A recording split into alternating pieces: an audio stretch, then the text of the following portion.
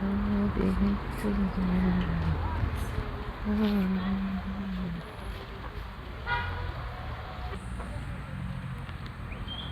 أنا كنت واجد هنا في مدينة إفران، سويسرا المغرب، المدينة الرائعة الجميلة، مدينة كلها طبيعة ومياه وخضرة تفتح النفس، الهواء النقي والمنعش. اللي بغى ينسى الستريس وينسى العناء والشقاء والهم والعمل يجي لهاد المدينة الرائعة. شوفوا كيفاش تسلل الأشعة من بين الأغصان، منظر رائع. وحتى الكرا فيها في المتناول، كل واحد على حساب طاقته، غير هو على حساب واش بغيتي في السونطر ولا بغيتي شويه بعيده. في السونطر بحال حنا مثلا خدينا هاد واحد الدويره 250 درهم، دوينه زوينه جديده، البني ديالها جديد وسط الفيلات. والانسان اللي بغى راحته يخسر شويه الفلوس، لان راحتك قدام فلوس ما تيسوى والو. هذا المدخل ديال الدويره اللي كرينا.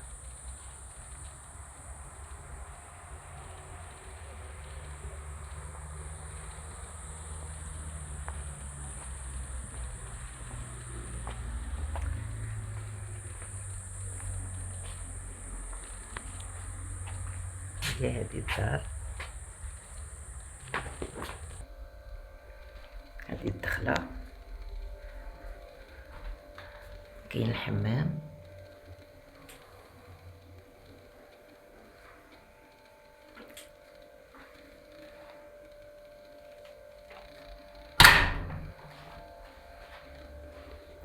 كوزينه صغيره زوينه ديال 2 الناس حتى ل4. وكاين بيت الجلاس ولا صالون هو هذا.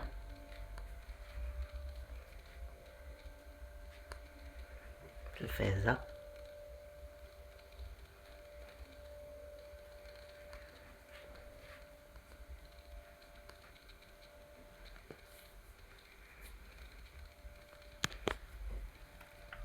كاين هنا واحد الشريجم تيطلع على لاكور.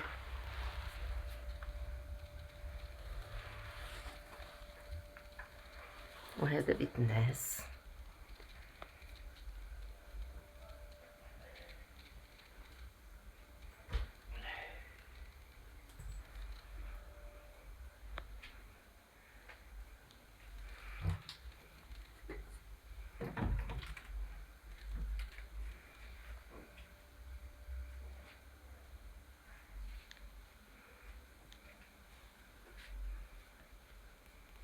تا هو فيه شرجم كيطلع على لاكور.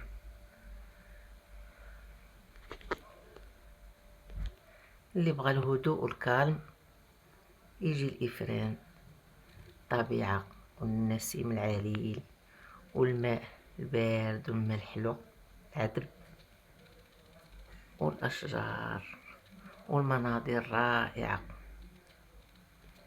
وعاد كاين الويفي وكاين المسخون، يعني دار زوينة وفي المتناول. والإنسان ياخد ليه واحد الروب ولو ديال يومين 3 أيام، راه تتعطيك نفس جديد وتتحس بالتغيير وتتحس بالهدوء وبالسكينة، تترجع لدارك مرتاح ولعملك في أحسن الظروف وبأحسن قوة.